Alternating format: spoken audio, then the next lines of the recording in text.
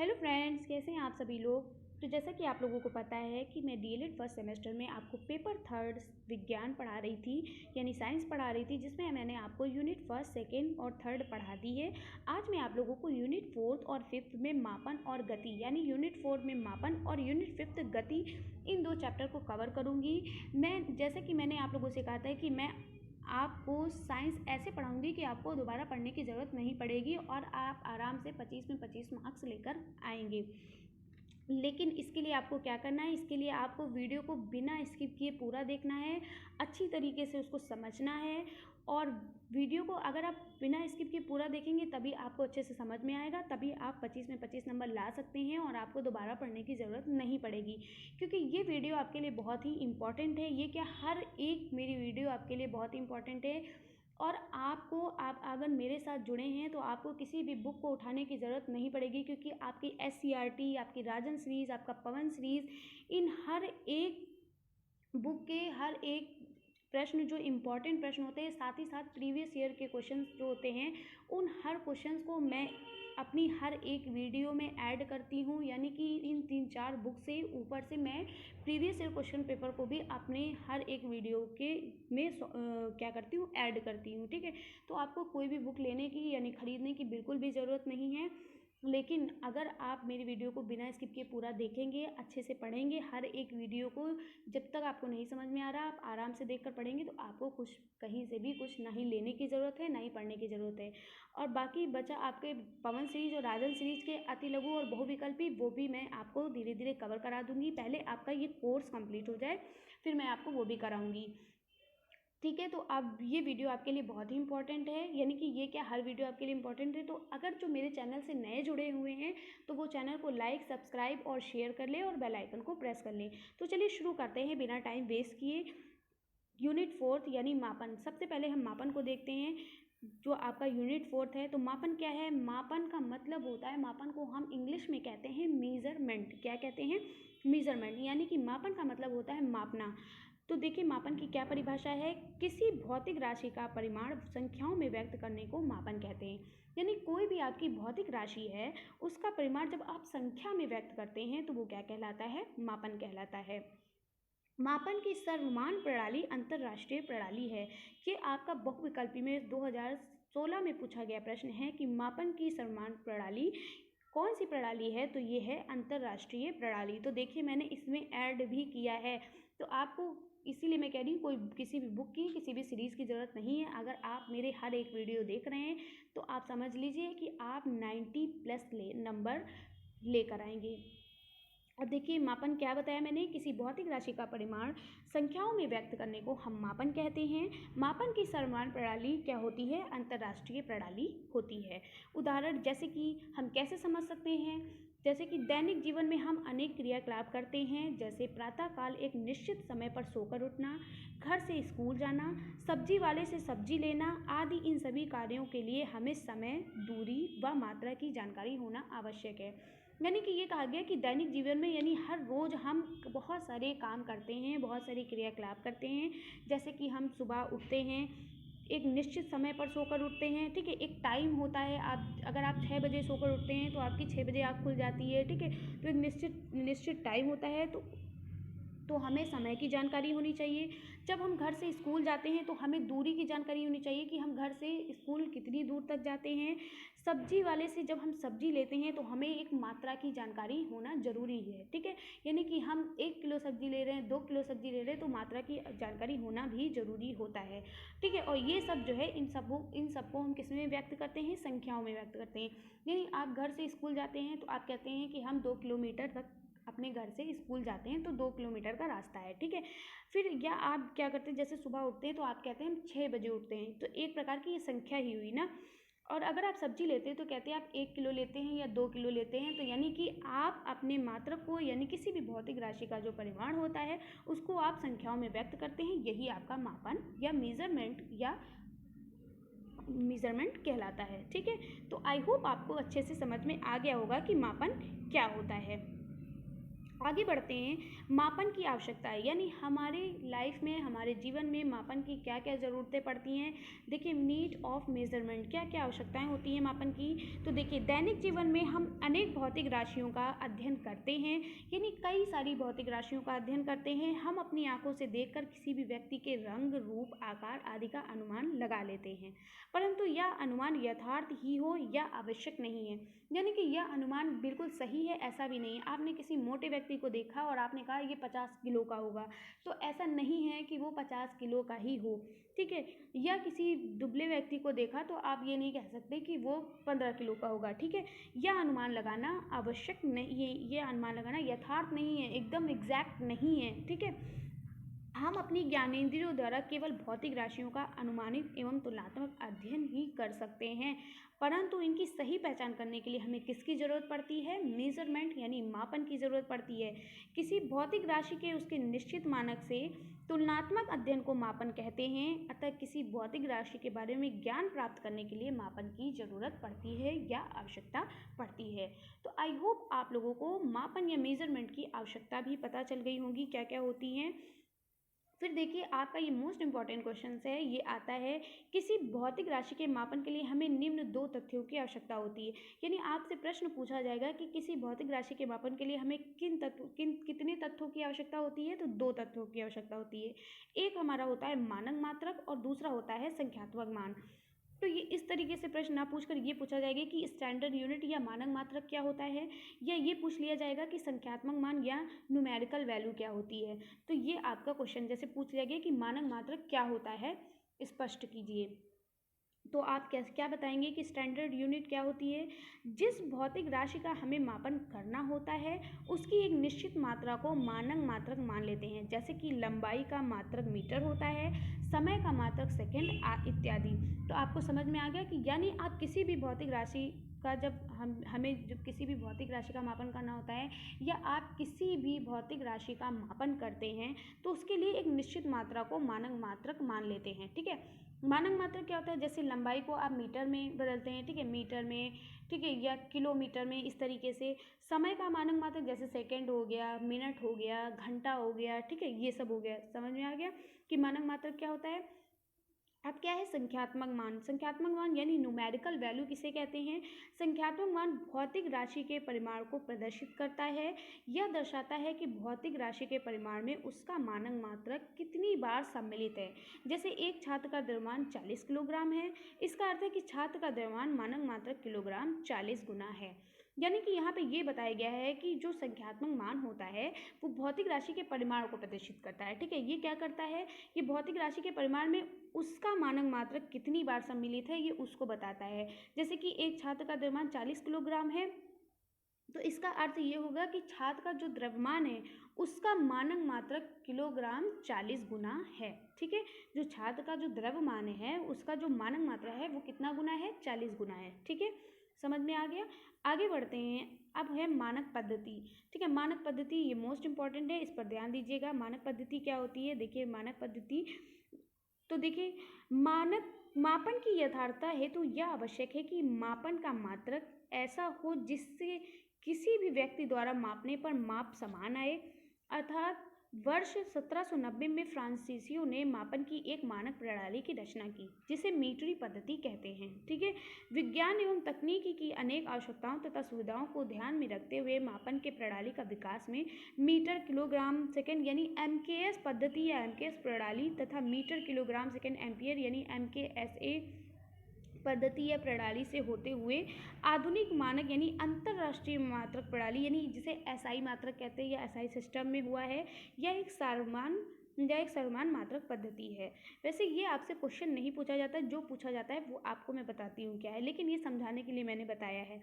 मानक निर्धारित करने का अंतर्राष्ट्रीय कार्यालय फ्रांस में है। ये आपसे पूछ सकता है कि मानक निर्धारित करने का जो अंतर्राष्ट्रीय कार्यालय है वो कहाँ है? वो आपका फ्रांस में है। अंतर्राष्ट्रीय मानक मानकों को पेरिस यानी फ्रांस के नापतोल ब्यूरो में सुरक्षित रखा गया है। भारत में अंतर्राष्ट्रीय मानक मात्रकों के प्रतिरूप राष्ट्रीय भौतिक प्रयोगशाला यानी NPL यानी नेशनल फिजिकल लैबोरेटरी, ठीक है, लैबोरेटरी नई दिल्ली में सुरक्षित रखे गए हैं। यह संस्था मापतौल के मानक प्रतिरूपों के उचित रखरखाव के लिए उत्तरदायी है। तो ये आपको सिर्फ समझाने के लिए मैंने बताया है, लेकिन पूछा आपका ये जाता है कि मूल मात्रक यानी कि कोई भी आपकी भौतिक राशि है, जैसे लंबाई है, तो लंबाई का SI मात्रक क्या होता है और उसका संकेत क्या होता है, तो ये पूछा जाता है।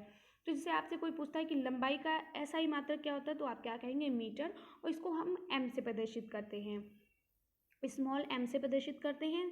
द्रव्यमान का मात्रक क्या होता है, किलोग्राम होता है, इसको हम kg से प्रदर्शित करते हैं। समय का मात्रक सेकंड होता है। SI मात्रक पूछ रहा है यहाँ पे, ठीक है, समय का SI मात्रक क्या होता है, सेकंड होता है। ताप का SI मात्रक केल्विन होता है, जिसे हम K से प्रदर्शित करते हैं। विद्युत धारा का, यहाँ पे वैद्युत है, विद्युत धारा या वैद्युत धारा जो भी कहिए, इसका SI मात्रक क्या होता है, एम्पियर होता है, जिसे हम A से प्रदर्शित करते हैं। ज्योति तीव्रता का SI मात्रक कैंडला होता है, जिसे हम CD यानी CD से प्रदर्शित करते हैं। पदार्थ का परिमाण, जिसे मोल SI मात्रक होता है, और इसे हम मोल से ही प्रदर्शित करते हैं। तो ये आपको अच्छे से रटे होने चाहिए, क्योंकि ये आपके प्रश्न में आता है। इस तरीके से पूछ लेता है कि लंबाई, द्रव्यमान और समय का SI मात्रक क्या है और उसके संकेत बताइए, तो इस तरीके से आपके प्रश्न पूछ सकता है। तो ये आपके प्रश्न जो हैं, ये मानक मात्रक जो आपके हैं, ये मूल मात्रक, ये SI मात्रक, ये संकेत आपके एकदम रटे होने चाहिए, ठीक है। अब देखिए, एक संपूरक मात्रक होता है, जैसे समतल कोण में रेडियन की आवश्यकता होती है, ठीक है, घन कोण में स्टेरेडियम की आवश्यकता होती है। ये पूछा नहीं जाता है, लेकिन मैं फिर भी लेकर आई हूँ, ठीक। अब आपकी है भौतिक राशि, बहुत ही इंपॉर्टेंट प्रश्न है, एकदम रट लीजिएगा। भौतिक राशि किसे कहते हैं, तो भौतिक राशियाँ कितने प्रकार की होती है, ये प्रश्न आपका आता है। तो भौतिक राशियाँ आपकी दो प्रकार की होती है, एक सदिश होती है और एक अदिश राशि होती है। तो अदिश राशियाँ यानी स्केलर क्वांटिटी क्या होता है, अदिश राशि वे भौतिक राशि होती है जिन्हें व्यक्त करने के लिए केवल परिमाण की आवश्यकता होती है, ठीक है। क्या होता है, जिन्हें व्यक्त करने के लिए किसकी आवश्यकता होती है, केवल परिमाण की आवश्यकता होती है, जैसे कि द्रव्यमान है, घनत्व है, आयतन है, चाल है, दूरी है, इन सब की आवश्यकता होती है, ठीक है। इसमें क्या होता है, सदिश राशि में, सदिश राशि वे भौतिक राशि होती हैं जिनको व्यक्त करने के लिए परिमाण के साथ साथ दिशा की भी आवश्यकता होती है, जैसे विस्थापन हो गया, वेग हो गया, त्वरण हो गया, बल हो गया, संवेग आदि, ठीक है। तो अदिश राशि क्या होती हैं, वे राशियाँ जिन्हें, वे भौतिक राशियाँ जिन्हें व्यक्त करने के लिए केवल परिमाण की आवश्यकता होती है, और सदिश राशियाँ वे राशियाँ होती हैं जिनको व्यक्त करने के लिए परिमाण के साथ साथ दिशा की भी आवश्यकता होती है, ठीक है। तो ये दोनों आपको रटा होना चाहिए। अब देखिए, कुछ ये हम आपका अलग से लेकर आए हैं जो आपके पूछे जाते हैं, ये कोई आपको नहीं बताता है। ये आप किसी की भी, आप DED के जितने भी आपके टीचर हैं, आप किसी भी टीचर की आप क्लास देख लीजिएगा, किसी ने भी इस तरीके के प्रश्न नहीं बताए हैं। ये मैं आपका अलग से लेकर आई हूँ, मैं इसलिए क्योंकि आपके 90+ मार्क्स आने चाहिए, क्योंकि मैंने प्रॉमिस किया है कि आपके 25 में 25 मार्क्स आने चाहिए, इसलिए मैं एक भी पॉइंट नहीं छोड़ूंगी, और ये सभी इंपॉर्टेंट है। इसमें से कोई भी राशि आपकी पूछ ली जा सकती है, और ये आप किसी भी DELED के टीचर के आप नोट्स में देख लीजिएगा, ये आपको अलग से नहीं बताया है, लेकिन मैं आपके लिए ये अलग से लेकर आई हूँ, क्योंकि इनमें से हर साल एक ना एक पूछा जाता है। तो चलिए देखते हैं। सबसे पहले क्या कहा गया है कि व्युत्पन्न मात्रकों या राशियों के उदाहरण, जैसे कि क्षेत्रफल। तो क्षेत्रफल को कैसे व्यक्त करते हैं, क्षेत्रफल बराबर होता है लंबाई गुणे चौड़ाई। क्या होता है, लंबाई गुणे चौड़ाई, ठीक है। क्षेत्रफल बराबर क्या होता है, लंबाई होता है गुणे चौड़ाई होता है, ठीक है। क्षेत्रफल बराबर होता है लंबाई गुणे चौड़ाई, और क्षेत्रफल का मात्रक होता है लंबाई का मात्रक गुणे चौड़ाई का मात्रक, ठीक है। क्या होता है, लंबाई का मात्रक गुणे चौड़ाई का मात्रक, और इसको हम लंबाई के मात्रक को मीटर लिखते हैं और चौड़ाई के मात्रक को मीटर लिखते हैं। यानी जो क्षेत्रफल का मात्रक होता है वो मीटर स्क्वायर होता है, ठीक है। या तो हम ये ऐसे भी लिख सकते हैं मीटर स्क्वायर, या इस तरीके से भी, क्योंकि आपको पता है कि इसका जो वो होता है, मान जो होता है वो m से, यानी मीटर को हम m से प्रदर्शित करते हैं, इसका संकेत स्मॉल m होता है। तो क्षेत्रफल का मात्रक क्या होता है, अगर आपसे पूछा जाए कि क्षेत्रफल का मात्रक क्या होता है, तो आप लिखेंगे मीटर स्क्वायर, ठीक है। किसी एक को लिखेंगे, दोनों को नहीं लिखेंगे, ठीक है। क्या लिखेंगे, मीटर स्क्वायर, या फिर ऐसे लिखेंगे, या फिर इस तरीके से मीटर स्क्वायर, ये जो आपका लिखा है इस तरीके से लिखेंगे। अगर आपसे पूछा जाए कि क्षेत्रफल का क्या सूत्र होता है, तो क्षेत्रफल बराबर होता है लंबाई गुणे चौड़ाई। ठीक है। अब पूछा गया आयतन, तो आयतन आपका कैसा होता है? आयतन का मात्रक होता है लंबाई गुणे चौड़ाई गुणे ऊंचाई। क्या होता है? लंबाई गुणे चौड़ाई गुणे ऊंचाई। आयतन का मात्रक होता है लंबाई गुणे चौड़ाई गुणे ऊंचाई। और इसमें 3 मीटर होते हैं, तो ये देखिए लंबाई को मीटर में प्रदर्शित करते हैं, चौड़ाई को भी मीटर में, ऊंचाई को भी मीटर में इसमें प्रदर्शित करते हैं। तो ये कितने हो गए? 1 2 3, तो इसका m⁻³ ऐसे ही याद कर लीजिए। ठीक है। तो आयतन का मात्रक क्या होता है? आयतन का मात्रक आपका होता है मीटर क्यूब। क्या होता है? मीटर क्यूब, यानी मीटर की घात 3, जिसे हम क्यूब बोलते हैं। ठीक है। आगे बढ़ते हैं घनत्व। अब घनत्व बराबर क्या होता है? घनत्व बराबर होता है द्रव्यमान बटे आयतन। क्या होता है? द्रव्यमान बटे आयतन। आपको पता है द्रव्यमान को किससे प्रदर्शित करते थे? m से प्रदर्शित करते थे, और किलोग्राम से द्रव्यमान को हम किलोग्राम से प्रदर्शित करते थे, और आयतन को हम मीटर क्यूब से। अभी आपने ऊपर पढ़ा कि आयतन को किससे प्रदर्शित करते हैं? मीटर क्यूब से। ठीक है। तो क्या होगा? तो इस घनत्व का मात्रक अगर आपसे पूछा जाए तो आप क्या लिखेंगे? किलोग्राम प्रति मीटर क्यूब। ठीक है। ये किलोग्राम प्रति मीटर की घात 3। समझ में आ गया? आगे बढ़ते हैं। चाल। चाल बराबर दूरी बटे समय होता है। मोस्ट इंपॉर्टेंट, एकदम रट्टा मार लो। चाल चाल चाल चाल, एकदम रट्टा मार लो। चाल बराबर दूरी बटे समय, चाल बराबर दूरी बटे समय, चाल बराबर दूरी बटे समय। बहुत ही पूछा जाता है ये प्रश्न। तो चाल बराबर क्या होता है? दूरी बटे समय होता है। और चाल का मात्रक क्या होता है? मीटर प्रति सेकेंड होता है। ठीक है। आगे बढ़ते हैं। त्वरण। त्वरण का मात्रक, त्वरण बराबर क्या होता है? त्वरण बराबर होता है चाल परिवर्तन बटे समय। ठीक है। और त्वरण का मात्रक होता है मीटर प्रति सेकेंड स्क्वायर। ठीक। आगे बढ़ते बल। बल का मात्रक क्या होता है? द्रव्यमान गुणे त्वरण होता है, और बल का मात्रक जो होता है वो द्रव्यमान का मात्रक गुणे त्वरण का मात्रक होता है। ठीक है। दूसरा, एक तरीके से भी कह सकते हैं कि बल बराबर होता है द्रव्यमान गुणे त्वरण, यानी बल का मात्रक जो होता है वो किलोग्राम मीटर प्रति सेकेंड स्क्वायर होता है। और बल का मात्रक अगर न्यूटन दिया है तो भी ठीक है, और किलोग्राम मीटर प्रति सेकेंड स्क्वायर दिया है तो भी ठीक है। ठीक है। ज़्यादातर न्यूटन पूछता है, तो न्यूटन को ध्यान रखिएगा कि बल का मात्रक क्या होता है? बल का मात्रक होता है न्यूटन। तो आपको चाल और द्रव्यमान और बल, ये आपको तीनों आपको एकदम रट्टा मार लेने हैं। बल के मात्रक को न्यूटन कहते हैं। इसको हम किससे प्रदर्शित करते हैं? एन से प्रदर्शित करते हैं। 1 न्यूटन बराबर होता है 1 किलोग्राम मीटर प्रति सेकेंड स्क्वायर, क्योंकि न्यूटन को हम बल कहते हैं ना। अब देखिए मोस्ट इंपॉर्टेंट ये भी एक आ गया। जितना मैं आपसे मोस्ट इंपॉर्टेंट करती जा रही हूँ वो समझ लीजिए, बहुत ही इंपॉर्टेंट है। ठीक है। कार्य। कार्य भी आपसे बहुत पूछा जाता है। कार्य बराबर होता है बल गुणे दूरी। क्या होता है? बल गुणे दूरी। ठीक है। तो कार्य का मात्रक क्या होता है? कार्य का मात्रक होता है जूल। क्या होता है? जूल। इसको हम किलोग्राम मीटर स्क्वायर प्रति सेकेंड स्क्वायर भी कहते हैं, लेकिन ज़्यादातर आपका कार्य का मात्रक जूल पूछा जाता है। लेकिन दोनों याद करने हैं, स्किप एक भी मत करिएगा। अगला है कार्य के मात्रक को जूल कहते हैं। इसे जे से प्रदर्शित करते हैं। 1 जूल बराबर किलोग्राम मीटर स्क्वायर प्रति सेकेंड स्क्वायर होता है, या न्यूटन गुणे मीटर होता है। ऊर्जा का भी वही मात्रक होता है जो कि कार्य का होता है, यानी कार्य का मात्रक हमारा क्या होता है? कार्य का मात्रक हमारा जूल होता है। और ऊर्जा का भी मात्रक पूछा जाता है, तो ऊर्जा का मात्रक, ये कंफ्यूज करने के लिए पूछा जाता है, इसलिए ऊर्जा का मात्रक भी याद रखिएगा कि ऊर्जा का मात्रक भी जूल होता है। कार्य और ऊर्जा का मात्रक क्या होता है? जूल होता है। कार्य और ऊर्जा का मात्रक क्या होता है? जूल होता है। एकदम रट्टा मार लीजिए। ठीक है। अब देखिए अगला आपका चैप्टर है गति। ठीक है। जो आपका यूनिट 5 है, यानी गति, जिसको हम मोशन कहते हैं, जिसको हम चाल कहते हैं, चलना, गति, ये है।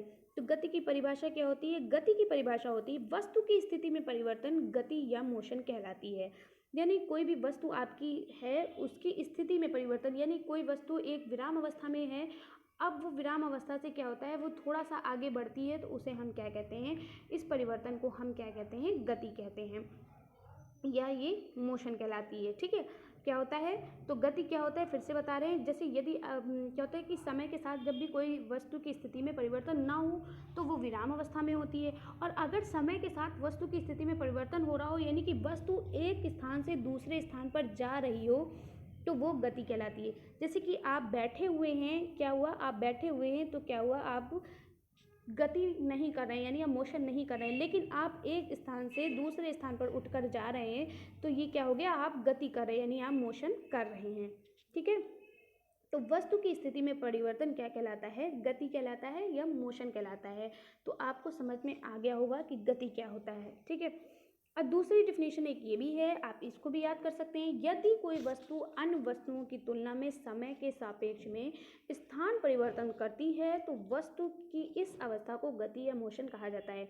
यानी कि यदि कोई वस्तु है और उसकी तुलना में एक और कोई वस्तु रखी है, ठीक है, जैसे कि आप बैठे हो और आपके साथ कोई और बैठा है, उसी ठीक समय पर आप क्या कर रहे हैं, उस स्थान से अपने उस स्थान में परिवर्तन कर रहे हैं, बदलाव ला रहे हैं, यानी कि उस स्थान से दूसरे स्थान पर चले जा रहे हैं और आपके साथ जो बैठा है वो वहीं पर बैठा है, यानी कि वो मोशन नहीं कर रहा है, आपने गति की। गति का मतलब होता है चलना या चाल, ठीक है। तो आई होप आप लोगों को समझ में आ गया होगा कि गति क्या होती है। तो गति क्या होती है, वस्तु की स्थिति में परिवर्तन गति कहलाती है। या आप ये भी कह सकते हैं कि यदि कोई वस्तु अन्य वस्तुओं की तुलना में समय के सापेक्ष में स्थान परिवर्तन करती है तो वो वस्तु इस अवस्था को गति या मोशन कहा जाता है। अब अगला प्रश्न है आपका, पूछेगा कि गति कितने प्रकार की होती है। तो गति कितने प्रकार की होती है, तो गतिशील वस्तुओं की गति अलग अलग प्रकार की होती है। तो गति कौन कौन सी होती है, सरल रेखीय गति होती है। देखिए मैंने विद डायग्राम आपको अच्छे से समझाया, इसीलिए मैं कह रही हूँ आपको बुक कुछ भी उठाने की ज़रूरत नहीं है। देखिए कितने अच्छे से हर एक हेडिंग में मैं डायग्राम लेकर आई हूँ, आपको कहीं अलग से पढ़ने की ज़रूरत नहीं है कि हाँ आप डायग्राम देखिए और आपको समझ में आए। और देखिए मैं चुटकियों में कैसे आपको समझाती हूँ अच्छे से। तो गति के प्रकार क्या होते हैं, गति सबसे पहला है सरल रेखीय गति। सरल रेखीय गति क्या होता है, जब कोई वस्तु सरल रेखा में गति करती है तो उसकी गति सरल रेखीय गति कहलाती है, ठीक है।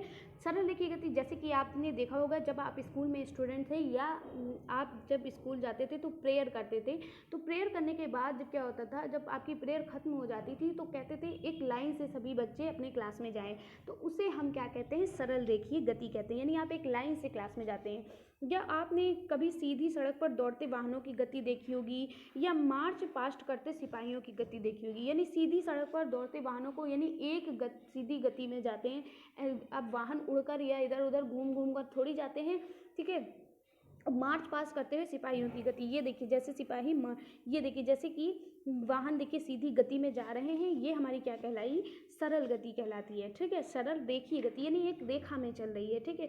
और फिर ये देखिए मार्च पास्ट करते सिपाही जो हैं, देखिए कैसे लेफ्ट राइट करते हुए जाते हैं। तो ये कैसे जा रहे हैं, एक लाइन में जा रहे हैं, एक रेखा में जा रहे हैं और एक सीधी रेखा में जा रही है, नहीं कि लड़ते उड़ते हुए जा रहे हैं, ठीक है। आई होप आप लोगों को समझ में आ गया होगा कि सरल रेखीय गति किसे कहते हैं। जब कोई वस्तु सरल रेखा में गति करती है तो उसकी गति सरल रेखीय गति कहलाती है, जैसे सीधी सड़क पर दौड़ते वाहनों की गति या मार्च पास्ट करते सिपाहियों की गति। आगे बढ़ते हैं, अगला है आपका, देखिए ये आपका क्या बोलते हैं, उदाहरण है, ठीक है। आगे बढ़ते हैं, वृत्तीय गति। वृत्तीय गति क्या होता है, जब कोई वस्तु किसी निश्चित बिंदु के चारों ओर एक निश्चित दूरी पर वृत्ताकार मार्ग पर चक्कर लगाती है तो उसकी गति वृत्तीय गति कहलाती है, ठीक है। जब कोई क्या होता है, जब कोई वस्तु किसी निश्चित बिंदु के चारों ओर, ठीक है, क्या कह रहा है, जब कोई वस्तु किसी निश्चित बिंदु के चारों ओर, ठीक है, जैसे कि कोई निश्चित बिंदु है आपका, जैसे मान लो ये एक बिंदु है और इसी के चारों ओर जब कोई चक्कर लगा रहा होता है तो उसी को हम क्या कहते हैं, वृत्तीय गति कहते हैं, ठीक है। यानी ये एक बिंदु है और इसी के चारों ओर कोई चक्कर लगा रहा है तो उसे हम क्या कहते हैं, वृत्तीय गति कहते हैं। ये देखिए जैसे कि क्या है, पत्थर के टुकड़े की गति, यानी आपने देखा होगा कि आप एक पत्थर क्या करते हैं, धागे में पत्थर बांध लेते हैं और उसको घुमाते हैं, ठीक है।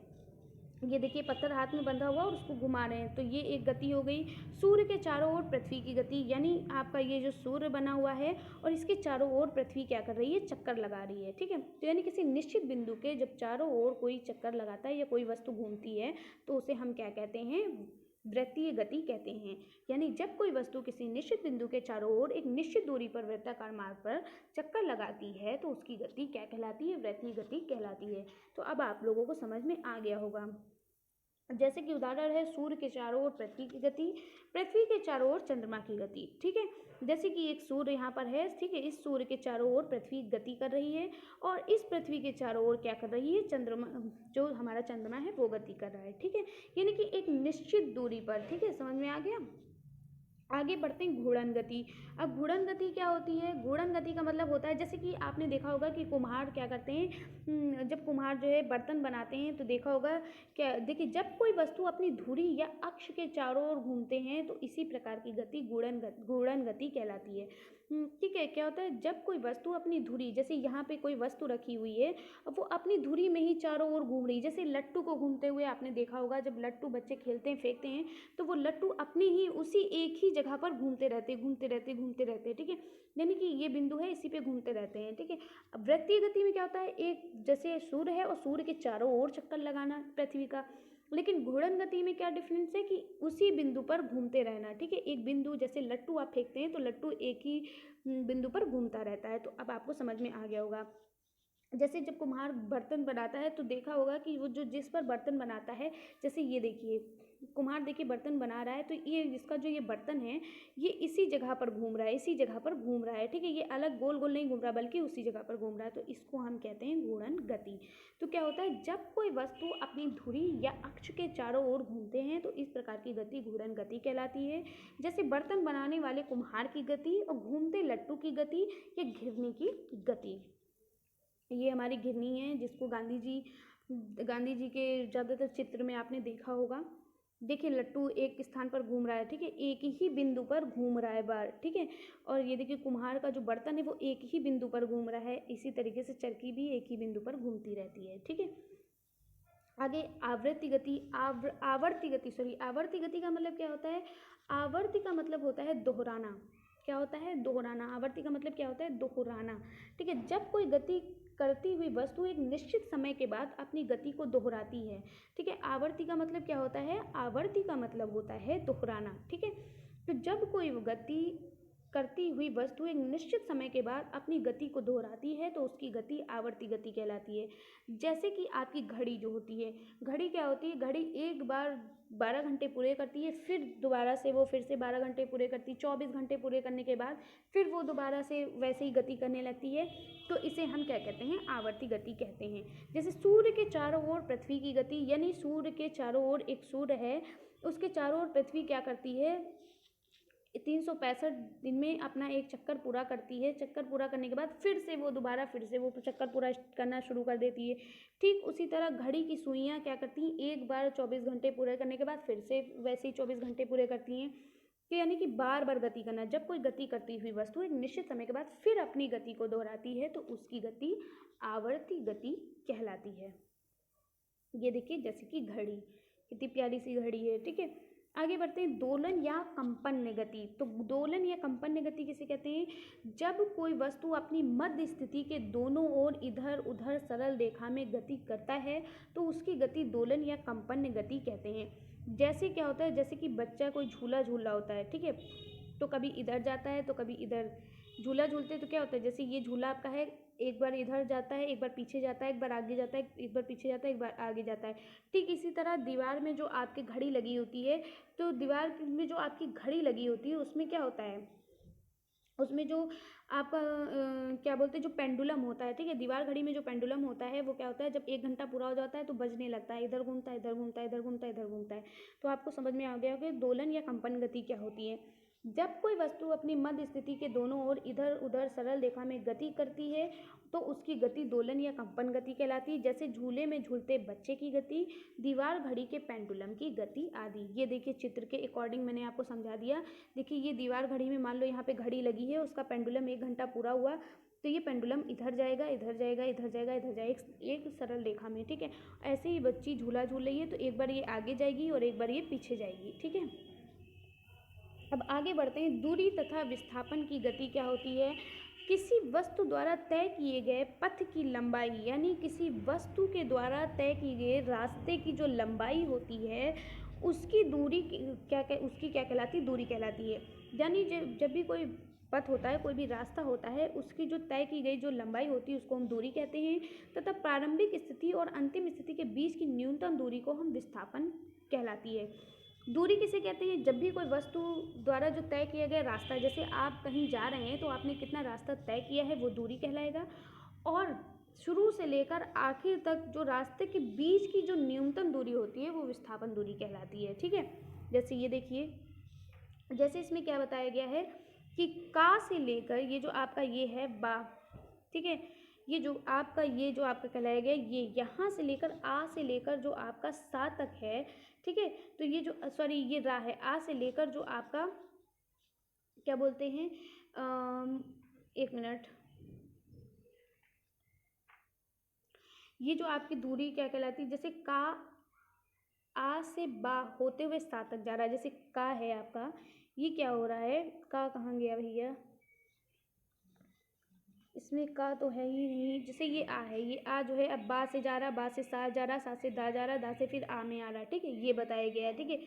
खा आ से या होते हुए सा तक जा रहा है, जो आपका खा है वो आ से होते हुए सा तक जा रहा है, इसमें खा नहीं है, बा जो है बा सा, अरे आप समझ गए होंगे कि ये जो बीच की जो दूरी होती है, यानी जो हम रास्ता जो तय करते हैं, ये जो बीच की दूरी होती है ये विस्थापन कहलाती है, और जो हम रास्ता जो कितनी दूरी तय करते हैं वो हमारा क्या कहलाता है, दूरी कहलाती है। जितनी लंबाई हम रास्ते की तय करते हैं वो दूरी कहलाती है, ठीक है। अब देखिए मोस्ट इम्पॉर्टेंट भाई सभी हैं, हम सब यही इम्पॉर्टेंट नहीं है, लेकिन चाल, इसको अच्छे से पढ़ लीजिएगा, ठीक है। चाल क्या होता है आपका, किसी वस्तु द्वारा एकांक समय में चली गई दूरी उस वस्तु की चाल कहलाती है। क्या कहा गया है कि किसी वस्तु द्वारा एकांक समय में चली गई दूरी उस वस्तु की चाल कहलाती है। ये चाल की डेफिनेशन है, किसी वस्तु द्वारा एकांक समय में चली गई दूरी उस वस्तु की क्या कहलाती है, चाल कहलाती है। चाल का एसआई या पद्धति में मात्रक क्या होता है, मीटर प्रति सेकंड होता है, क्योंकि अभी आपने ऊपर वाले चैप्टर 4 में आपने पढ़ा है, यूनिट 4 में पढ़ा है कि चाल का एसआई मात्रक क्या होता है, मीटर प्रति सेकंड होता है, ठीक है। क्योंकि मीटर प्रति सेकंड क्यों होता है, क्योंकि चाल बराबर क्या होता है, दूरी बटे समय होता है। चाल बराबर क्या होता है, दूरी बटे समय। तो हम दूरी को किससे व्यक्त करते हैं, मीटर से, और समय को किससे व्यक्त करते हैं, सेकंड से। ये आपने देखा था ना, इस समय सेकंड से व्यक्त करते हैं। तो चाल बराबर क्या होता है, दूरी बटे समय, यानी चाल का एसआई मात्रक होता है मीटर प्रति सेकंड। तो चाल का सूत्र क्या है, चाल बराबर है, चाल को हम v से प्रदर्शित करते हैं, ठीक है। वो वस्तु द्वारा तय की गई दूरी यानी s हो गया, और दूरी को तय करने में लगने वाला समय t हो गया, ठीक है। तो चाल बराबर दूरी बटे समय, आप इतना ही लिख देंगे तो भी आपका मान्य होगा, ठीक है। चाल का सूत्र क्या होगा, चाल का सूत्र होता है चाल बराबर दूरी बटे समय, ठीक है। तो ये आपके थे मोस्ट इम्पॉर्टेंट प्रश्न जो आपके हमेशा पूछे जाते हैं और इसी में से आएंगे। तो आपने वीडियो को पूरा देखा, उसके लिए बहुत बहुत धन्यवाद। और अगर आप नए जुड़े हैं इस चैनल से तो चैनल को लाइक, सब्सक्राइब और शेयर कर लीजिए। और एकदम टेंशन मत लीजिए, क्योंकि आपको हर एक क्लास दी जाएगी, हर एक सब्जेक्ट की, हर एक पेपर की सारी आपको क्लास दी जाएंगी। उसके बाद प्रैक्टिस सेट करवाया जाएगा, तो आप एकदम परेशान ना रहिए। आपको 90+ लाने हैं और लाकर मैं दिखाऊंगी। अगर जब लाकर दिखाऊंगी, जब भाई आप मेरी क्लास पूरी देखेंगे, पूरी क्लास अटेंड करेंगे, अच्छे से बिना स्किप किए वीडियो को देखेंगे, अच्छे से पढ़ाई करेंगे, हर एक क्लास को पढ़ेंगे, तभी आप 90+ ला पाएंगे, ठीक है। तो आप मुझसे अब ये प्रश्न मत कीजिएगा कि क्या मैं आपकी क्लास देखकर पास हो, आपकी सिर्फ क्लास देखकर ही पास हो जाऊंगी। तो बिल्कुल आप आराम से पास नहीं बल्कि अच्छे मार्क्स लेकर आएंगी। लेकिन आप हर एक वीडियो को देखिएगा, हर एक क्लास को देखिएगा और पढ़िएगा, बिना पढ़े कुछ नहीं हो सकता है, ठीक है। अगर जितना आप पढ़ेंगे उतना ही आप क्या करेंगे, आपके दिमाग में रहेगा और आप अच्छे से कर लेंगे, ठीक है। तो फिर मिलते हैं नेक्स्ट वीडियो में, तब तक के लिए bye bye, take care. Hello friends, कैसे हैं आप सभी लोग। तो जैसा कि आप लोगों को पता है कि मैं डीएलएड फर्स्ट सेमेस्टर में आपको पेपर 3 विज्ञान पढ़ा रही थी, यानी साइंस पढ़ा रही थी, जिसमें मैंने आपको यूनिट 1, 2 और 3 पढ़ा दी है।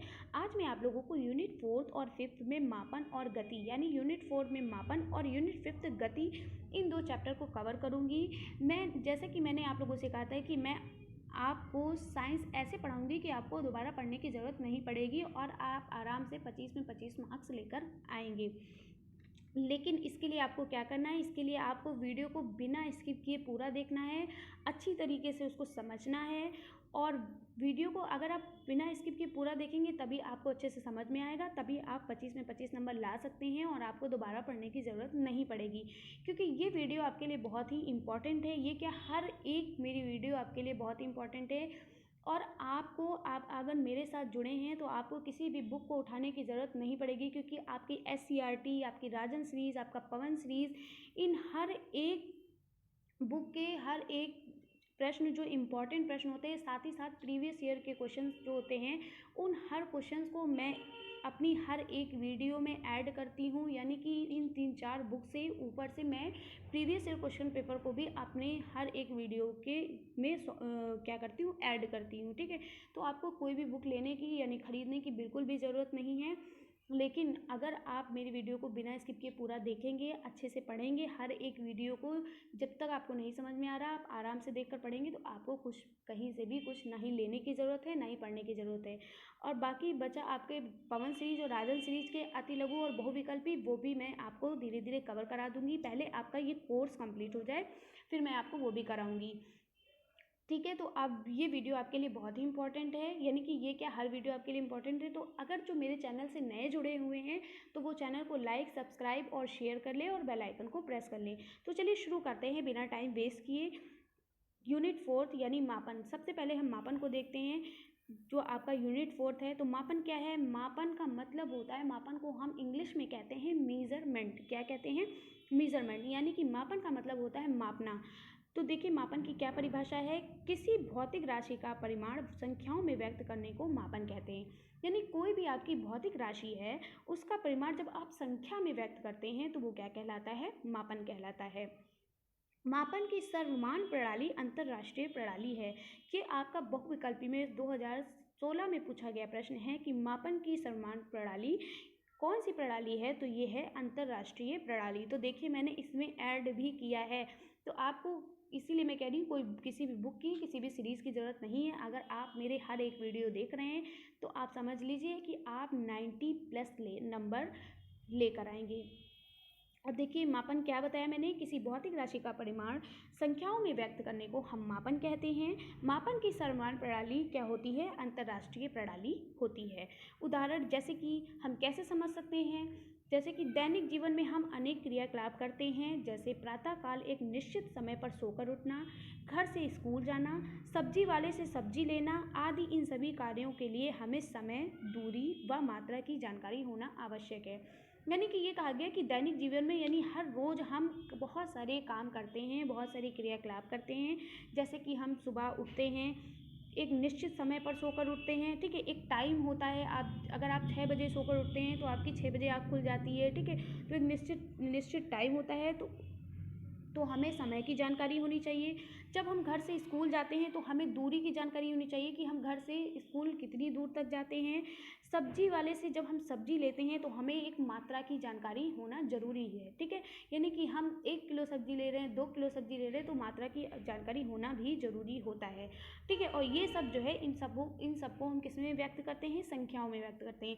यानी आप घर से स्कूल जाते हैं, तो आप कहते हैं कि हम 2 किलोमीटर तक अपने घर से स्कूल जाते हैं, तो 2 किलोमीटर का रास्ता है। ठीक है, फिर या आप क्या करते हैं? जैसे सुबह उठते हैं, तो आप कहते हैं हम 6 बजे उठते हैं, तो एक प्रकार की ये संख्या ही हुई ना। और अगर आप सब्जी लेते हैं, तो कहते हैं आप 1 किलो लेते हैं या 2 किलो लेते हैं। तो यानी कि आप अपने मात्रा को, यानी किसी भी भौतिक राशि का जो परिमाण होता है, उसको आप संख्याओं में व्यक्त करते हैं। यही आपका मापन या मेजरमेंट कहलाता है। ठीक है, तो आई होप आपको अच्छे से समझ में आ गया होगा कि मापन क्या होता है। आगे बढ़ते हैं। मापन की आवश्यकता है, यानी हमारे लाइफ में, हमारे जीवन में मापन की क्या क्या ज़रूरतें पड़ती हैं।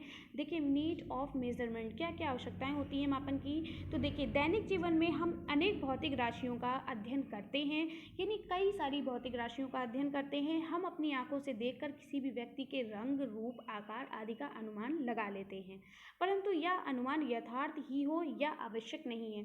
यानी कि यह अनुमान बिल्कुल सही है ऐसा भी नहीं है। आपने किसी मोटे व्यक्ति को देखा और आपने कहा ये 50 किलो का होगा, तो ऐसा नहीं है कि वो 50 किलो का ही हो। ठीक है, या किसी दुबले व्यक्ति को देखा, तो आप ये नहीं कह सकते कि वो 15 किलो का होगा। ठीक है, यह अनुमान लगाना आवश्यक नहीं है, ये अनुमान लगाना यथार्थ नहीं है, एकदम एग्जैक्ट नहीं है। ठीक है, हम अपनी ज्ञानेंद्रियों द्वारा केवल भौतिक राशियों का अनुमानित एवं तुलनात्मक अध्ययन ही कर सकते हैं, परंतु इनकी सही पहचान करने के लिए हमें किसकी ज़रूरत पड़ती है? मेजरमेंट यानी मापन की ज़रूरत पड़ती है। किसी भौतिक राशि के उसके निश्चित मानक से तुलनात्मक अध्ययन को मापन कहते हैं। अतः किसी भौतिक राशि के बारे में ज्ञान प्राप्त करने के लिए मापन की ज़रूरत पड़ती है या आवश्यकता पड़ती है। तो आई होप आप लोगों को मापन या मेजरमेंट की आवश्यकता भी पता चल गई होगी, क्या क्या होती हैं। फिर देखिए आपका ये मोस्ट इंपॉर्टेंट क्वेश्चन है, ये आता है किसी भौतिक राशि के मापन के लिए हमें निम्न 2 तथ्यों की आवश्यकता होती है। यानी आपसे प्रश्न पूछा जाएगा कि किसी भौतिक राशि के मापन के लिए हमें कितने तथ्यों की आवश्यकता होती है, तो 2 तथ्यों की आवश्यकता होती है। एक हमारा होता है मानक मात्रक और दूसरा होता है संख्यात्मक मान। तो ये इस तरीके से प्रश्न ना पूछकर ये पूछा जाएगा कि स्टैंडर्ड यूनिट या मानक मात्रक क्या होता है, या ये पूछ लिया जाएगा कि संख्यात्मक मान या न्यूमेरिकल वैल्यू क्या होती है। तो ये आपका क्वेश्चन जैसे पूछ लिया गया कि मानक मात्रक क्या होता है, स्पष्ट कीजिए। तो आप क्या बताएंगे कि स्टैंडर्ड यूनिट क्या होती है? जिस भौतिक राशि का हमें मापन करना होता है उसकी एक निश्चित मात्रा को मानक मात्रक मान लेते हैं, जैसे कि लंबाई का मात्रक मीटर होता है, समय का मात्रक सेकंड इत्यादि। तो आपको समझ में आ गया कि यानी आप किसी भी भौतिक राशि का जब किसी भी भौतिक राशि का मापन करना होता है या आप किसी भी भौतिक राशि का मापन करते हैं तो उसके लिए एक निश्चित मात्रा को मानक मात्रक मान लेते हैं। ठीक है, मानक मात्रक क्या होता है? जैसे लंबाई को आप मीटर में बदलते हैं, ठीक है, मीटर में, ठीक है, या किलोमीटर में, इस तरीके से। समय का मानक मात्रक जैसे सेकंड हो गया, मिनट हो गया, घंटा हो गया, ठीक है, ये सब हो गया। समझ में आ गया कि मानक मात्रक क्या होता है। अब क्या है संख्यात्मक मान? संख्यात्मक मान यानी न्यूमेरिकल वैल्यू किसे कहते हैं? संख्यात्मक मान भौतिक राशि के परिमाण को प्रदर्शित करता है। यह दर्शाता है कि भौतिक राशि के परिमाण में उसका मानक मात्रक कितनी बार सम्मिलित है। जैसे एक छात्र का द्रव्यमान 40 किलोग्राम है, इसका अर्थ है कि छात्र का द्रव्यमान मानक मात्रक किलोग्राम 40 गुना है। यानी कि यहाँ पे ये बताया गया है कि जो संख्यात्मक मान होता है वो भौतिक राशि के परिमाण को प्रदर्शित करता है। ठीक है, ये क्या करता है?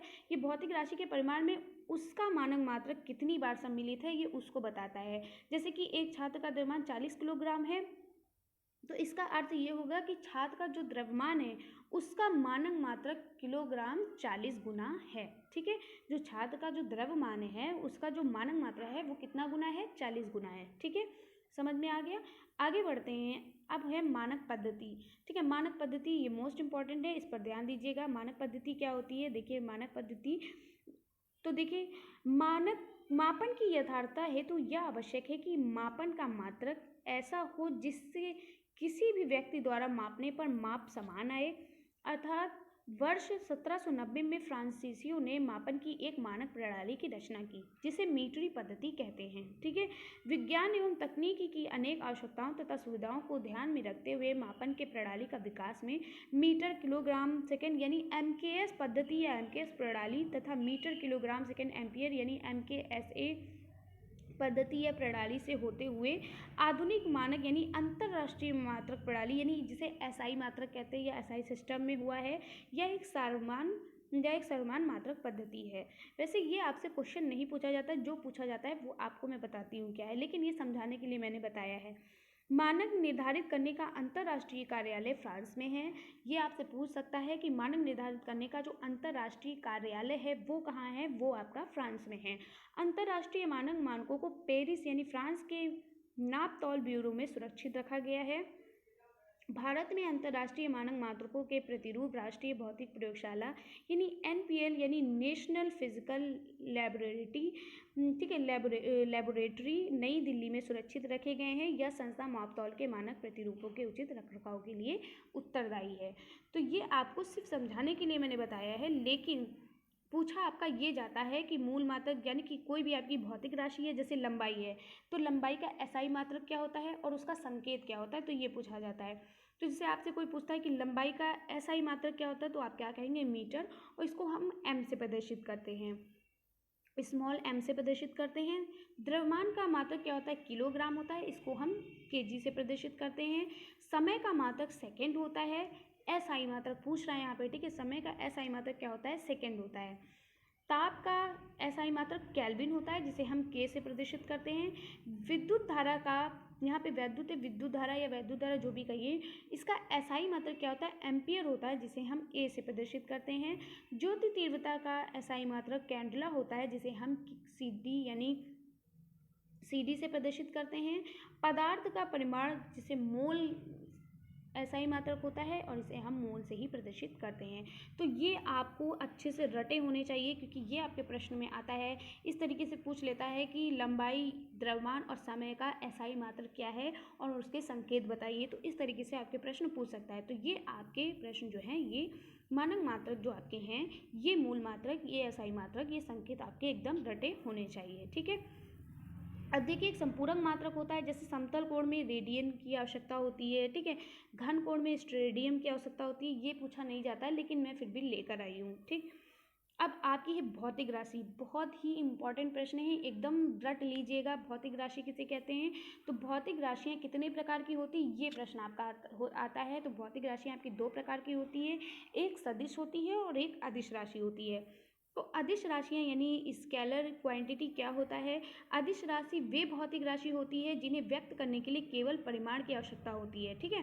क्या होता है? जिन्हें व्यक्त करने के लिए किसकी आवश्यकता होती है? केवल परिमाण की आवश्यकता होती है, जैसे कि द्रव्यमान है, घनत्व है, आयतन है, चाल है, दूरी है, इन सब की आवश्यकता होती है। ठीक है। इसमें क्या होता है? सदिश राशि में, सदिश राशि वे भौतिक राशि होती है जिनको व्यक्त करने के लिए परिमाण के साथ साथ दिशा की भी आवश्यकता होती है, जैसे विस्थापन हो गया, वेग हो गया, त्वरण हो गया, बल हो गया, संवेग आदि। ठीक है। तो अदिश राशि क्या होती हैं? वे राशियाँ वे भौतिक राशियाँ जिन्हें व्यक्त करने के लिए केवल परिमाण की आवश्यकता होती है, और सदिश राशियाँ वे राशियाँ होती हैं जिनको व्यक्त करने के लिए परिमाण के साथ साथ दिशा की भी आवश्यकता होती है। ठीक है। तो ये दोनों आपको रटा होना चाहिए। अब देखिए, कुछ ये हम आपका अलग से लेकर आए हैं जो आपके पूछे जाते हैं। ये कोई आपको नहीं बताता है, ये आप किसी की भी, आप डीएलएड के जितने भी आपके टीचर हैं, आप किसी भी टीचर की आप क्लास देख लीजिएगा, किसी ने भी इस तरीके के प्रश्न नहीं बताए हैं।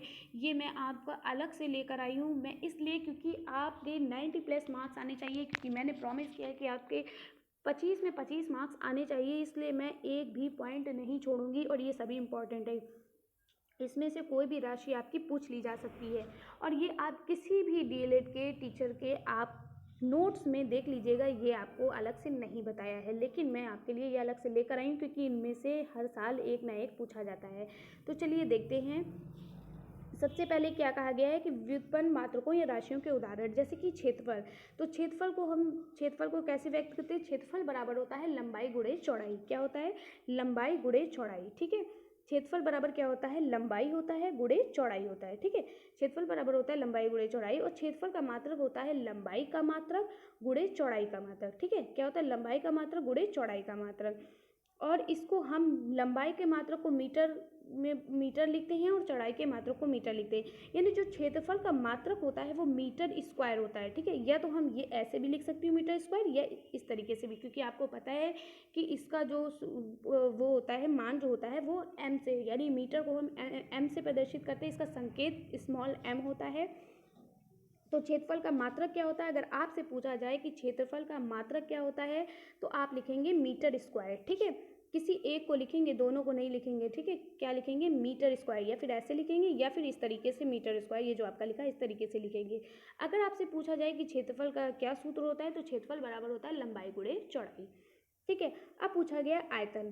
तो आयतन आपका कैसा होता है? आयतन का मात्रक होता है लंबाई गुणे चौड़ाई गुणे ऊंचाई। क्या होता है? लंबाई गुणे चौड़ाई गुणे ऊंचाई। आयतन का मात्रक होता है लंबाई गुणे चौड़ाई गुणे ऊंचाई। और इसमें 3 मीटर होते हैं, तो ये देखिए, लंबाई को मीटर में प्रदर्शित करते हैं, चौड़ाई को भी मीटर में, ऊंचाई को भी मीटर में इसमें प्रदर्शित करते हैं। तो ये कितने हो गए? 1 2 3, तो इसका m⁻³ ऐसे ही याद कर लीजिए। ठीक है। तो आयतन का मात्रक क्या होता है? आयतन का मात्रक आपका होता है मीटर क्यूब। क्या होता है? मीटर क्यूब, यानी मीटर की घात 3, जिसे हम क्यूब बोलते हैं। ठीक है। आगे बढ़ते हैं घनत्व। अब घनत्व बराबर क्या होता है? घनत्व बराबर होता है द्रव्यमान बटे आयतन। क्या होता है? द्रव्यमान बटे आयतन। आपको पता है द्रव्यमान को किससे प्रदर्शित करते थे? एम से प्रदर्शित करते थे, और द्रव्यमान को हम किलोग्राम से प्रदर्शित करते थे, और आयतन को हम मीटर क्यूब से। अभी आपने ऊपर पढ़ा कि आयतन को किससे प्रदर्शित करते हैं? मीटर क्यूब से। ठीक है।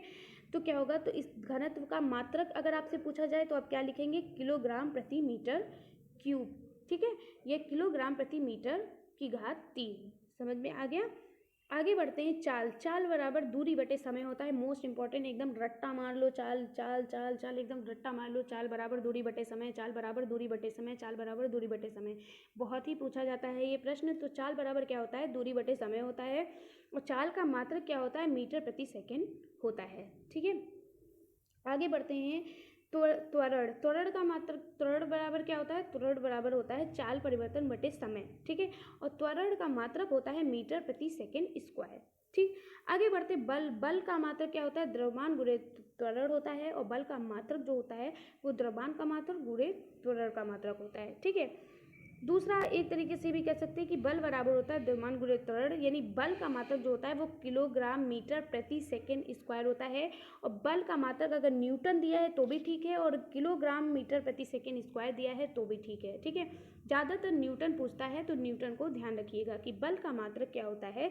बल का मात्रक होता है न्यूटन। तो आपको चाल और द्रव्यमान और बल, ये आपको तीनों आपको एकदम रट्टा मार लेने हैं। बल के मात्रक को न्यूटन कहते हैं। इसको हम किससे प्रदर्शित करते हैं? एन से प्रदर्शित करते हैं। 1 न्यूटन बराबर होता है 1 किलोग्राम मीटर प्रति सेकेंड स्क्वायर, क्योंकि न्यूटन को हम बल कहते हैं ना। अब देखिए मोस्ट इंपॉर्टेंट ये भी एक आ गया। जितना मैं आपसे मोस्ट इंपॉर्टेंट करती जा रही हूँ वो समझ लीजिए बहुत ही इंपॉर्टेंट है। ठीक है।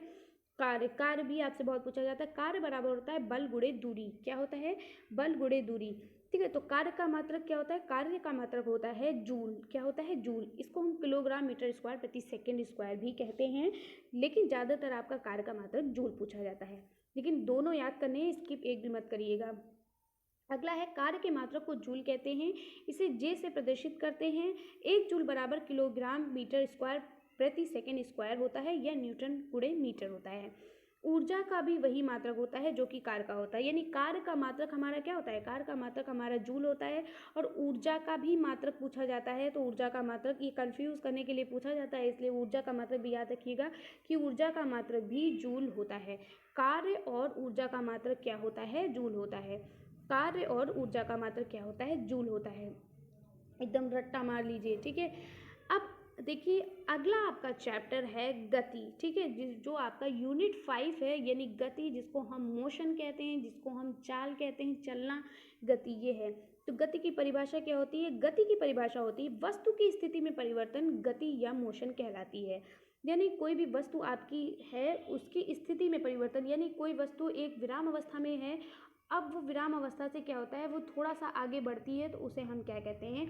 इस परिवर्तन को हम क्या कहते हैं? गति कहते हैं, या ये मोशन कहलाती है। ठीक है। क्या होता है?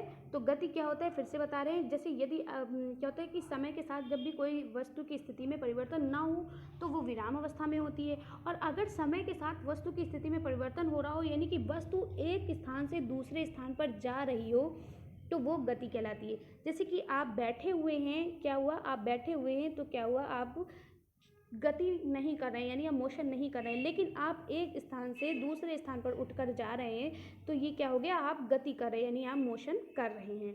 ठीक है। तो वस्तु की स्थिति में परिवर्तन क्या कहलाता है? गति कहलाता है या मोशन कहलाता है। तो आपको समझ में आ गया होगा कि गति क्या होता है। ठीक है।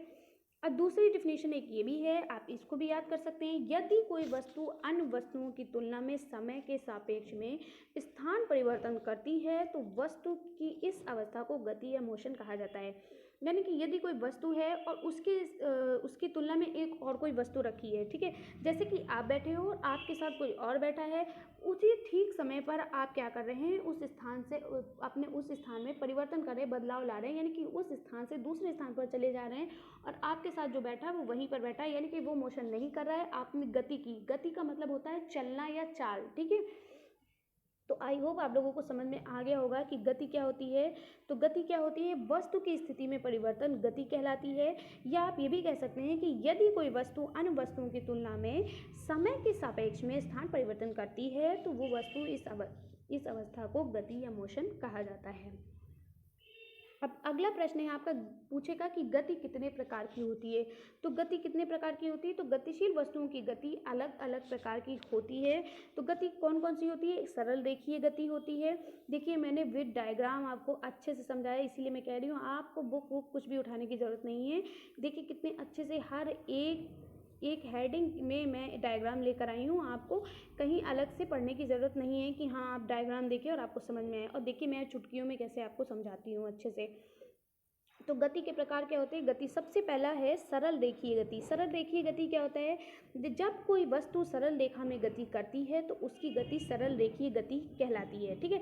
सरल रेखीय गति, जैसे कि आपने देखा होगा जब आप स्कूल में स्टूडेंट थे या आप जब स्कूल जाते थे तो प्रेयर करते थे, तो प्रेयर करने के बाद जब क्या होता था, जब आपकी प्रेयर खत्म हो जाती थी तो कहते थे एक लाइन से सभी बच्चे अपने क्लास में जाएं, तो उसे हम क्या कहते हैं? सरल रेखीय गति कहते हैं, यानी आप एक लाइन से क्लास में जाते हैं। या आपने कभी सीधी सड़क पर दौड़ते वाहनों की गति देखी होगी, या मार्च पास्ट करते सिपाहियों की गति देखी होगी। यानी सीधी सड़क पर दौड़ते वाहनों को यानी एक सीधी गति में जाते हैं। अब वाहन उड़कर या इधर उधर घूम घूम कर थोड़ी जाते हैं, ठीक है। मार्च पास करते हुए सिपाहियों की गति, ये देखिए जैसे सिपाही ये देखिए जैसे कि वाहन देखिए सीधी गति में जा रहे हैं, ये हमारी क्या कहलाई, सरल गति कहलाती है, ठीक है। सरल रेखीय गति यानी एक रेखा में चल रही है, ठीक है। और फिर ये देखिए मार्च पास्ट करते सिपाही जो हैं, देखिए कैसे लेफ्ट राइट करते हुए जाते हैं। तो ये कैसे जा रहे हैं, एक लाइन में जा रहे हैं, एक रेखा में जा रहे हैं और एक सीधी रेखा में जा रही है, नहीं कि लड़ते उड़ते हुए जा रहे हैं, ठीक है। आई होप आप लोगों को समझ में आ गया होगा कि सरल रेखीय गति किसे कहते हैं। जब कोई वस्तु सरल रेखा में गति करती है तो उसकी गति सरल रेखीय गति कहलाती है, जैसे सीधी सड़क पर दौड़ते वाहनों की गति या मार्च पास्ट करते सिपाहियों की गति। आगे बढ़ते हैं, अगला है आपका, देखिए ये आपका क्या बोलते हैं, उदाहरण है, ठीक है। आगे बढ़ते हैं, वृत्तीय गति। वृत्तीय गति क्या होता है, जब कोई वस्तु किसी निश्चित बिंदु के चारों ओर एक निश्चित दूरी पर वृत्ताकार मार्ग पर चक्कर लगाती है तो उसकी गति वृत्तीय गति कहलाती है, ठीक है। जब कोई क्या होता है, जब कोई वस्तु किसी निश्चित बिंदु के चारों ओर, ठीक है, क्या कह रहा है, जब कोई वस्तु किसी निश्चित बिंदु के चारों ओर, ठीक है, जैसे कि कोई निश्चित बिंदु है आपका, जैसे मान लो ये एक बिंदु है और इसी के चारों ओर जब कोई चक्कर लगा रहा होता है तो उसी को हम क्या कहते हैं, वृत्तीय गति कहते हैं, ठीक है। यानी ये एक बिंदु है और इसी के चारों ओर कोई चक्कर लगा रहा है तो उसे हम क्या कहते हैं, वृत्तीय गति कहते हैं। ये देखिए जैसे कि क्या है, पत्थर के टुकड़े की गति, यानी आपने देखा होगा कि आप एक पत्थर क्या करते हैं, धागे में पत्थर बांध लेते हैं और उसको घुमाते हैं, ठीक है। ये देखिए पत्थर हाथ में बंधा हुआ और उसको घुमा रहे हैं, तो ये एक गति हो गई। सूर्य के चारों ओर पृथ्वी की गति, यानी आपका ये जो सूर्य बना हुआ है और इसके चारों ओर पृथ्वी क्या कर रही है, चक्कर लगा रही है, ठीक है। तो यानी किसी निश्चित बिंदु के जब चारों ओर कोई चक्कर लगाता है या कोई वस्तु घूमती है तो उसे हम क्या कहते हैं, वृत्तीय गति कहते हैं। यानी जब कोई वस्तु किसी निश्चित बिंदु के चारों ओर एक निश्चित दूरी पर वृत्ताकार मार्ग पर चक्कर लगाती है तो उसकी गति क्या कहलाती है, वृत्तीय गति कहलाती है। तो अब आप लोगों को समझ में आ गया होगा। जैसे कि उदाहरण है, सूर्य के चारों ओर पृथ्वी की गति, पृथ्वी के चारों ओर चंद्रमा की गति, ठीक है। जैसे कि एक सूर्य यहाँ पर है, ठीक है, इस सूर्य के चारों ओर पृथ्वी गति कर रही है और इस पृथ्वी के चारों ओर क्या कर रही है, चंद्रमा, जो हमारा चंद्रमा है वो गति कर रहा है, ठीक है। यानी कि एक निश्चित दूरी पर, ठीक है, समझ में आ गया। आगे बढ़ते हैं, घूर्णन गति। अब घूर्णन गति क्या होती है, घूर्णन गति का मतलब होता है, जैसे कि आपने देखा होगा कि कुम्हार क्या करते हैं, जब कुम्हार जो है बर्तन बनाते हैं तो देखा होगा क्या, देखिए जब कोई वस्तु अपनी धुरी या अक्ष के चारों ओर घूमते हैं तो इसी प्रकार की गति घूर्णन गति कहलाती है, ठीक है। क्या होता है, जब कोई वस्तु अपनी धुरी, जैसे यहाँ पे कोई वस्तु रखी हुई है, अब वो अपनी धुरी में ही चारों ओर घूम रही है, जैसे लट्टू को घूमते हुए आपने देखा होगा, जब लट्टू बच्चे खेलते हैं फेंकते हैं तो वो लट्टू अपनी ही उसी एक ही जगह पर घूमते रहते, ठीक है। यानी कि ये बिंदु है, इसी पे घूमते रहते हैं, ठीक है। अब वृत्तीय गति में क्या होता है, एक जैसे सूर्य है और सूर्य के चारों ओर चक्कर लगाना पृथ्वी का, लेकिन घूर्णन गति में क्या डिफरेंस है कि उसी बिंदु पर घूमते रहना, ठीक है। एक बिंदु, जैसे लट्टू आप फेंकते हैं तो लट्टू एक ही बिंदु पर घूमता रहता है। तो अब आपको समझ में आ गया होगा।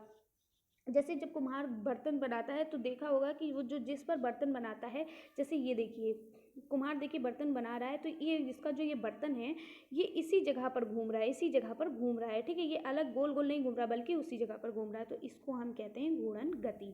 तो क्या होता है, जब कोई वस्तु अपनी धुरी या अक्ष के चारों ओर घूमते हैं तो इस प्रकार की गति घूर्णन गति कहलाती है। जैसे बर्तन बनाने वाले कुम्हार की गति और घूमते लट्टू की गति या घिरनी की गति।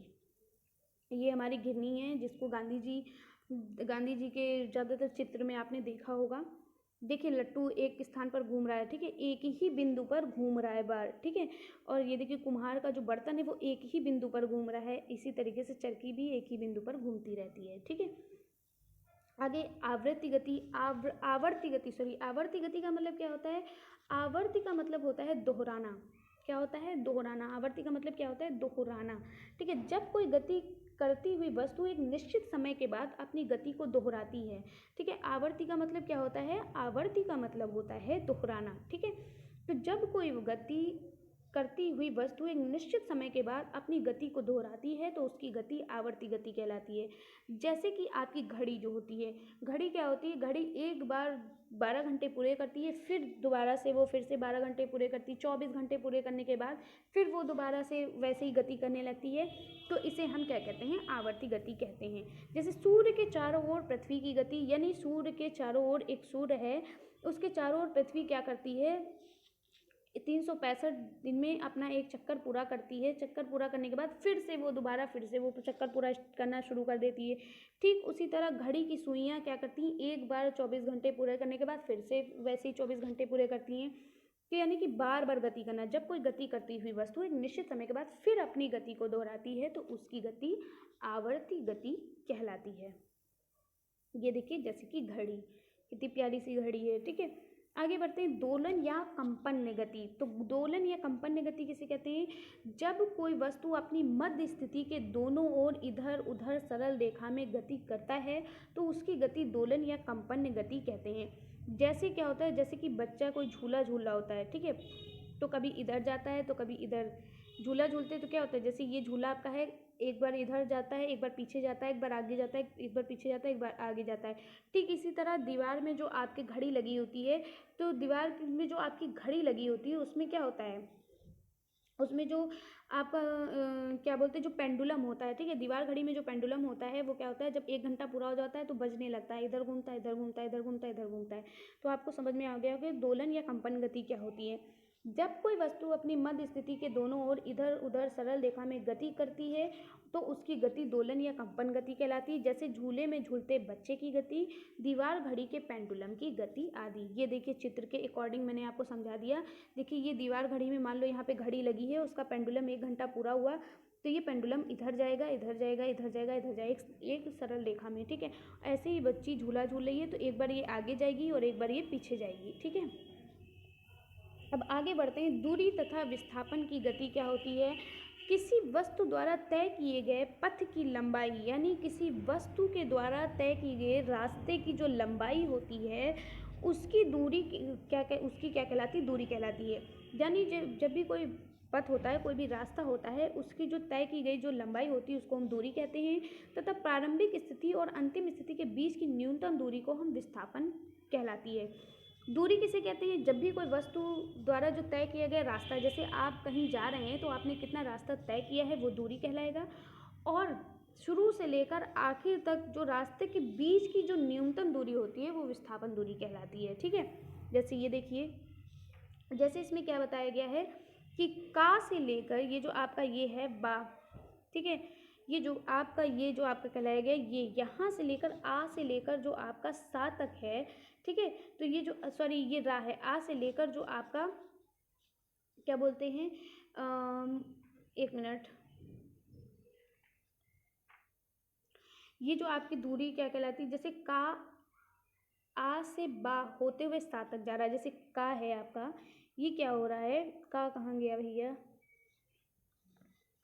इसमें का तो है ही नहीं, जैसे ये आ है, ये आ जो है अब बा से जा रहा, बा से सा जा रहा, सा से दा जा रहा, दा से फिर आ में आ रहा। ठीक है, ये बताया गया है। ठीक है, खा आ से या होते हुए सा तक जा रहा है, जो आपका खा है वो आ से होते हुए सा तक जा रहा है, इसमें खा नहीं है, बा जो है बा सा, अरे आप समझ गए होंगे कि ये जो बीच की जो दूरी होती है, यानी जो हम रास्ता जो तय करते हैं, ये जो बीच की दूरी होती है ये विस्थापन कहलाती है, और जो हम रास्ता जो कितनी दूरी तय करते हैं वो हमारा क्या कहलाता है, दूरी कहलाती है। जितनी लंबाई हम रास्ते की तय करते हैं वो दूरी कहलाती है। ठीक है, अब देखिए मोस्ट इम्पॉर्टेंट भाई सभी हैं, हम सब यही इम्पॉर्टेंट नहीं है, लेकिन चाल इसको अच्छे से पढ़ लीजिएगा। ठीक है, चाल क्या होता है आपका, किसी वस्तु द्वारा एकांक समय में चली गई दूरी उस वस्तु की चाल कहलाती है। क्या कहा गया है कि किसी वस्तु द्वारा एकांक समय में चली गई दूरी उस वस्तु की चाल कहलाती है। ये चाल की डेफिनेशन है, किसी वस्तु द्वारा एकांक समय में चली गई दूरी उस वस्तु की क्या कहलाती है, चाल कहलाती है। चाल का एसआई या पद्धति में मात्रक क्या होता है, मीटर प्रति सेकंड होता है, क्योंकि अभी आपने ऊपर वाले चैप्टर 4 में आपने पढ़ा है, यूनिट 4 में पढ़ा है कि चाल का एसआई मात्रक क्या होता है, मीटर प्रति सेकंड होता है। ठीक है, क्योंकि मीटर प्रति सेकंड क्यों होता है, क्योंकि चाल बराबर क्या होता है, दूरी बटे समय होता है। चाल बराबर क्या होता है, दूरी बटे समय। तो हम दूरी को किससे व्यक्त करते हैं? मीटर से। और समय को किससे व्यक्त करते हैं? सेकंड से। ये आपने देखा था ना, इस समय सेकंड से व्यक्त करते हैं। तो चाल बराबर क्या होता है? दूरी बटे समय, यानी चाल का ऐसा ही मात्रक होता है मीटर प्रति सेकंड। तो चाल का सूत्र क्या है? चाल बराबर है, चाल को हम v से प्रदर्शित करते हैं, ठीक है। वो वस्तु द्वारा तय की गई दूरी यानी s हो गया, और दूरी को तय करने में लगने वाला समय t हो गया, ठीक है। तो चाल बराबर दूरी बटे समय, आप इतना ही लिख देंगे तो भी आपका मान्य होगा, ठीक है। चाल का सूत्र क्या होगा? चाल का सूत्र होता है चाल बराबर दूरी बटे समय, ठीक है। तो ये आपके थे मोस्ट इम्पॉर्टेंट प्रश्न जो आपके हमेशा पूछे जाते हैं और इसी में से आएंगे। तो आपने वीडियो को पूरा देखा, उसके लिए बहुत बहुत धन्यवाद। और अगर आप नए जुड़े हैं इस चैनल से तो चैनल को लाइक, सब्सक्राइब और शेयर कर लीजिए। और एकदम टेंशन मत लीजिए, क्योंकि आपको हर एक क्लास दी जाएगी, हर एक सब्जेक्ट की, हर एक पेपर की सारी आपको क्लास दी जाएंगी। उसके बाद प्रैक्टिस सेट करवाया जाएगा। तो आप एकदम परेशान ना रहिए, आपको 90+ लाने हैं और लाकर मैं दिखाऊंगी। जब लाकर दिखाऊंगी, जब भाई आप मेरी क्लास पूरी देखेंगे, पूरी क्लास अटेंड करेंगे, अच्छे से बिना स्किप किए वीडियो को देखेंगे, अच्छे से पढ़ाई करेंगे, हर एक क्लास को पढ़ेंगे, तभी आप 90+ ला पाएंगे, ठीक है। तो आप मुझसे अब ये प्रश्न मत कीजिएगा कि क्या मैं आपकी क्लास देखकर आपकी सिर्फ क्लास देखकर ही पास हो जाऊंगी। तो बिल्कुल आप आराम से पास नहीं बल्कि अच्छे मार्क्स लेकर आएंगी। लेकिन आप हर एक वीडियो को देखिएगा, हर एक क्लास को देखिएगा और पढ़िएगा। बिना पढ़े कुछ नहीं हो सकता है, ठीक है। अगर जितना आप पढ़ेंगे उतना ही आप क्या करेंगे, आपके दिमाग में रहेगा और आप अच्छे से कर लेंगे, ठीक है। तो फिर मिलते हैं नेक्स्ट वीडियो में, तब तक के लिए बाय बाय, टेक केयर।